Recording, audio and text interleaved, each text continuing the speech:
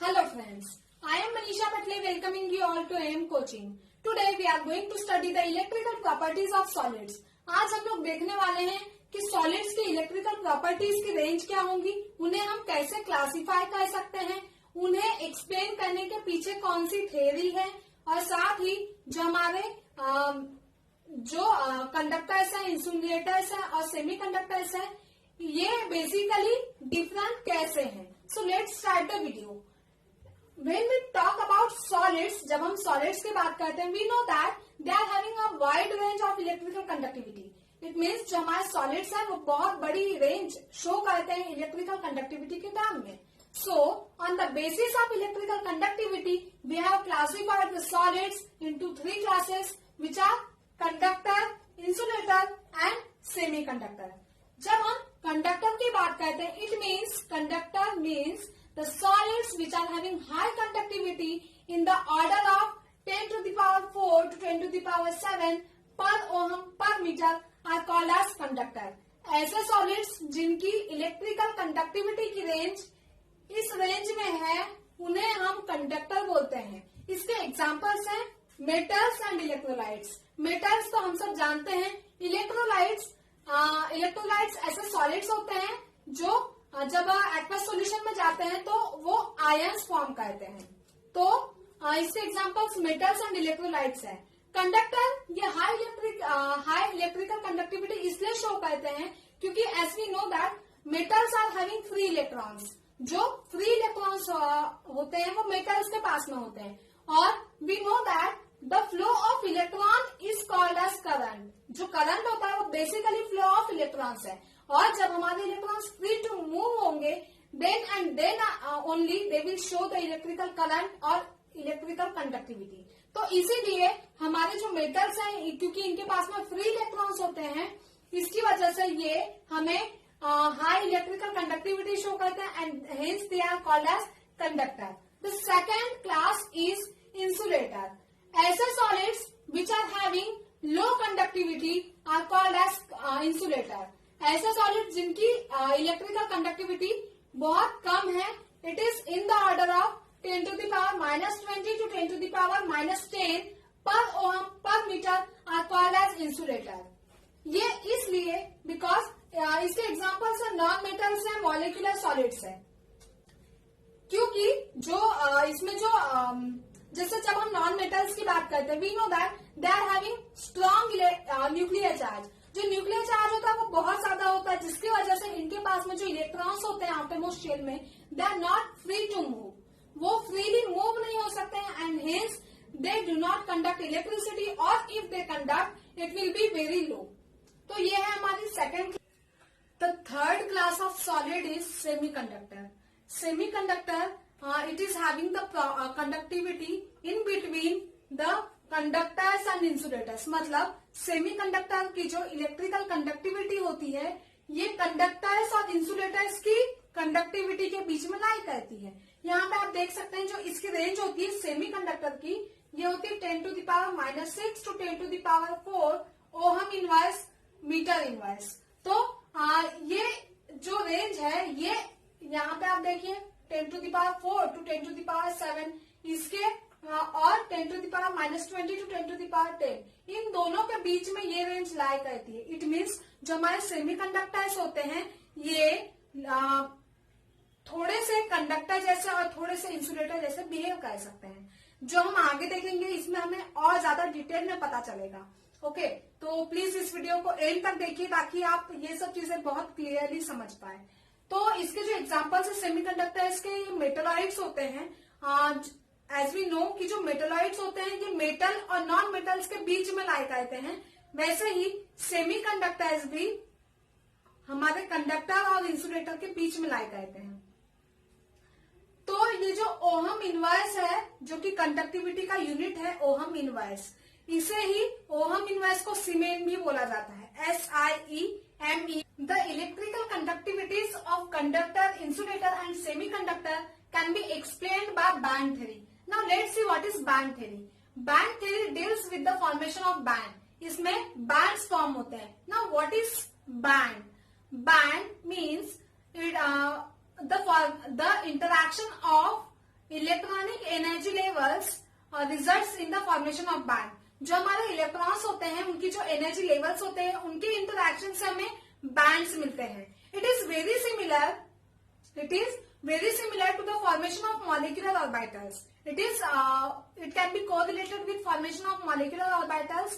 जैसे कि जो molecular orbitals होते हैं they are formed by the interaction of atomic orbitals of the combining atoms. जो भी combining atoms होते हैं उनके atomic orbitals के इंटरैक्शन से हमें मॉलिक्यूलर ऑर्बिटल्स मिलते हैं। इन द सेम वे यहाँ पर जो इलेक्ट्रॉन्स के एनर्जी लेवल्स होते हैं उनके इंटरैक्शन से हमें बैंड्स मिलते हैं। तो there are two bands, first is conduction band and the second one is valence band. Now let's see what is conduction band.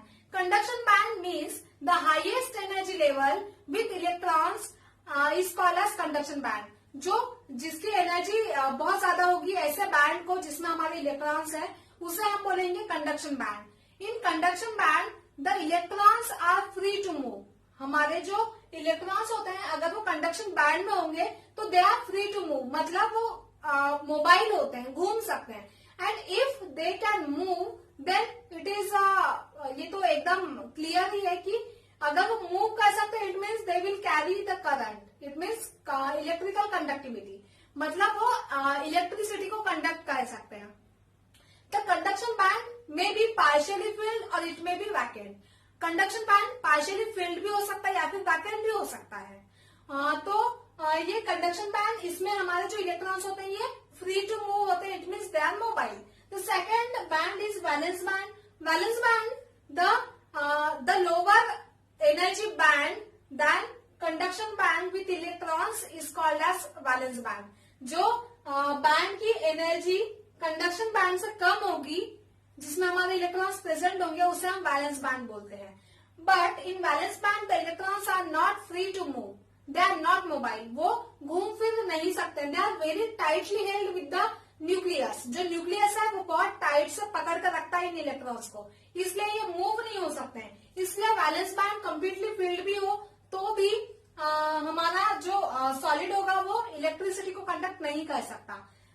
Electricity तभी कंडक्ट होगी जब हमारे इलेक्ट्रॉन्स कंडक्शन बैंड में होंगे।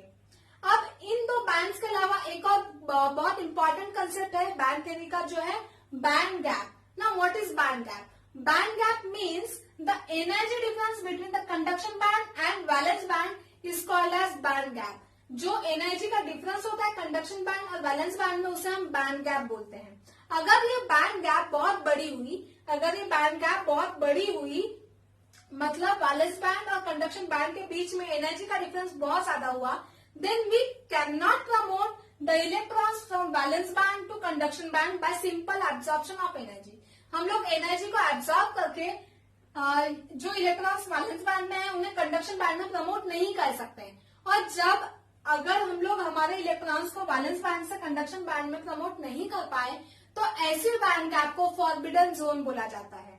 ऐसी बैंड गैप को फॉरबिडन जोन बोला जाता है। और अगर हमारी जो इलेक्ट्रॉन ये जो बैंड गैप है मतलब जो एनर्जी डिफरेंस है between valence band and conduction band, इन दोनों के बीच में जो एनर्जी का डिफरेंस है अगर ये छोटा हुआ, इफ इट इज स्मॉल, तो हमारे जो इलेक्ट्रॉन्स जो कि वैलेंस बैंड में प्रेजेंट होंगे they can be promoted by simple absorption of energy, मतलब वो एनर्जी को एब्जॉर्ब करके कंडक्शन बैंड में जा सकते हैं।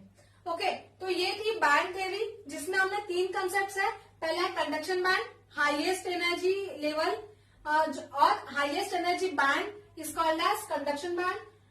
Valence band, the lower energy level band then conduction band is called as valence band. और जो थर्ड कंसेप्ट है वो है बैंड गैप का, which is the energy difference between the conduction band and valence band is called as band gap. तो यहाँ पर आप देख सकते हैं कि नीचे से ऊपर बढ़ती मतलब वैलेंस बैंड से कंडक्शन बैंड की एनर्जी ज्यादा होती है। Now let's see how can we use the band theory to explain the electrical conductivities of conductors, insulators and semiconductors. तो यहाँ पे आप देख सकते हैं कि वैलेंस बैंड है और ये कंडक्शन बैंड है। जब हम मेटल्स की बात करते हैं, इट मीन्स जब हम कंडक्टर्स की बात करते हैं तो इसमें जो valence band and the conduction band ये दोनों एक दूसरे से जुड़े हुए होते हैं। It means there is no band gap. It means कि इन दोनों के बीच में मतलब वैलेंस बैंड और कंडक्शन बैंड के बीच में एनर्जी डिफरेंस नहीं होता है, वो एक दूसरे से जुड़े जुड़े हुए होते हैं। और बिकॉज क्योंकि ये एक दूसरे से जुड़े हुए हैं, इट मीन्स जो भी इलेक्ट्रॉन्स वैलेंस बैंड में होंगे they can be easily promoted to conduction band. It means कि जो भी इलेक्ट्रॉन्स हमारे वैलेंस बैंड में है वो एनर्जी को एब्जॉर्ब करके और ऐसे भी randomly they can go to conduction band. और अगर कंडक्शन बैंड में हमारे इलेक्ट्रॉन्स गए, इसी का मतलब है कि वो करंट को कैरी कर सकते हैं। It means the flow of electrons will be lead to the electrical conductivity. तो जो कंडक्टर्स होते हैं इनमें जो लैटिस साइड्स होते हैं, जो हमारे इस पे जो भी पार्टिकल होगा, जो भी एटम होगा, ये एटम मीन पोजीशन के अबाउट वाइब्रेट होते रहता है। मतलब जो इसकी फिक्स पोजीशन है, इसका जो सेंटर है, it is called as mean position. तो इसकी जो भी मीन पोजीशन है, ये समझ लो मीन पोजीशन है, तो मीन पोजीशन के आसपास वाइब्रेट होता रहता है। तो ये वाइब्रेशन तो इसके साथ में लगा ही रहता है, लेकिन जैसे जैसे टेम्परेचर बढ़ता जाता है वैसे वैसे ये एटम का वाइब्रेशन भी बढ़ता जाता है। इट मीन्स कि जैसे जैसे टेम्परेचर बढ़ता है, इट मीन्स एनर्जी बढ़ती है, तो हमारे जो एटम्स हैं वो ज्यादा वाइब्रेट होने लगते हैं। और जब वाइब्रेशन ज्यादा होने लगता है तो ये डिस्टर्ब करते हैं फ्लो ऑफ इलेक्ट्रॉन को। It means the vibration of atom disturbs the flow of electron. और अगर फ्लो ऑफ इलेक्ट्रॉन डिस्टर्ब हुए, इट मीन्स कि हमारी कंडक्टिविटी को अफेक्ट करने वाले हैं वो। और अगर हमारी कंडक्टिविटी अफेक्ट हुई, इट मीन्स वो डिक्रीज होगी। इट मीन्स कि जैसे जैसे आपका टेम्परेचर बढ़ता जाएगा, ये एटम्स वाइब्रेट ज्यादा होंगे, और अगर ये वाइब्रेट ज्यादा होंगे तो हमारी कंडक्टिविटी डिक्रीज होगी, क्योंकि इसकी वजह से डिस्टर्बेंस आ रहा है हमारे फ्लो ऑफ इलेक्ट्रॉन्स में। तो कंडक्टर्स में कोई बैंड गैप नहीं होती। वैलेंस बैंड और कंडक्शन बैंड एक दूसरे से जुड़े हुए होते हैं। इसमें जैसे जैसे टेम्परेचर बढ़ता है वैसे वैसे कंडक्टेंस कम होता है। Now let's C insulators. जो इंसुलेटर्स है, इसमें जो वैलेंस बैंड होता है ये कंप्लीटली फिल्ड होता है, और जो कंडक्शन बैंड है वो वैकेंट होता है। तो वैलेंस बैंड फिल्ड है, कंडक्शन बैंड एम्प्टी है। तो बिकॉज ये कैसा है कि इसमें इलेक्ट्रॉन्स तो कंप्लीटली फिल्ड है, लेकिन वैलेंस बैंड और कंडक्शन बैंड के बीच में बहुत बड़ा एनर्जी गैप होता है इंसुलेटर्स में।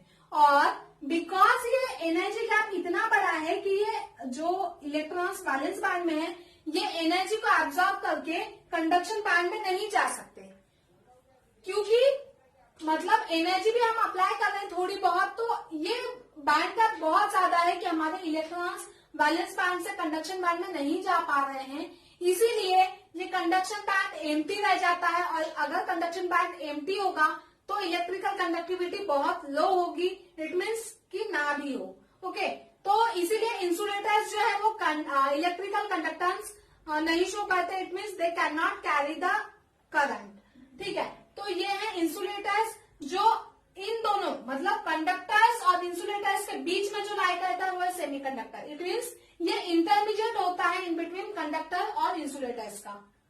इसमें जो वैलेंस बैंड है ये तो कंप्लीटली फिल्ड होता है, और जो कंडक्टेंस बैंड है ये एम्प्टी होता है, सेम एज इंसुलेटर। लेकिन इसमें एक डिफरेंस होता है इंसुलेटर से कि इसमें जो बैंड गैप होती है, जो कि इसमें बहुत बड़ी थी, वो यहाँ पे छोटी हो जाती है। जो यहाँ पे इतनी बड़ी थी वो यहाँ पे अब इतनी हो गई है। तो अगर ये इसकी एनर्जी अगर हम बढ़ाएं, मतलब अगर हम इलेक्ट्रॉन्स को एनर्जी सप्लाई करें, तो हमारे जो इलेक्ट्रॉन्स जो कि वैलेंस बैंड में प्रेजेंट है वो एनर्जी को एब्जॉर्ब करके कंडक्शन बैंड में जा सकते हैं।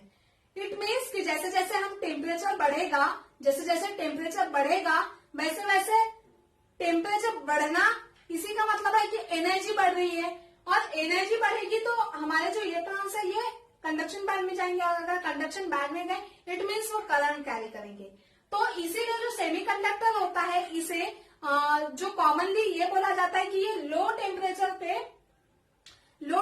पर ये इंसुलेटर्स होते हैं, लेकिन हाई टेम्परेचर्स पर ये अच्छी खासी कंडक्टिविटी कैरी कर सकते हैं, और ये हाई टेम्परेचर पे इन्हें कंडक्टर बोला जा सकता है। इट मीन्स लो टेम्परेचर पे ये इंसुलेटर होते हैं, और हाई टेम्परेचर पे ये कंडक्टर बन सकते हैं। अब ये जो प्योर सेमीकंडक्टर्स होते हैं, जिनमें कोई इम्प्योरिटी नहीं होती, जिनकी इलेक्ट्रिकल कंडक्टिविटी कम तो होती है लेकिन फाइनाइट होती है, ऐसे ऐसे सेमीकंडक्टर्स को हम बोलते हैं इंट्रिंसिक सेमीकंडक्टर। ऐसे सेमीकंडक्टर्स को बोलते हैं इंट्रिंसिक सेमीकंडक्टर। इसमें कोई इम्प्योरिटी नहीं होती, इसमें हमारे जो इलेक्ट्रॉन्स है जो कि वैलेंस बैंड में है ये कंडक्शन बैंड में जा सकते हैं, क्योंकि जो इलेक्ट्रॉन को जितनी एनर्जी चाहिए वो बहुत कम है, क्योंकि जो बैंड गैप है ये बहुत स्मॉल है, तो हमारे इलेक्ट्रॉन्स एनर्जी को एब्जॉर्ब करके कंडक्शन बैंड में जा सकते हैं। तो ये था हमारा आज का वीडियो। आई होप आप लोगों को ये समझा हो कि कंडक्टर्स क्या होते हैं, सेमी कंडक्टर्स क्या होते हैं और इंसुलेटर्स क्या होते हैं। इन तीनों के बीच में डिफरेंस किस वजह से आता है, और साथ ही कि इनको एक्सप्लेन करने वाली थ्योरी कौन सी है। So if you like this video, then please do like it, and if you understand, then please do share also, and if you are new to our channel, then please subscribe our channel. Thank you.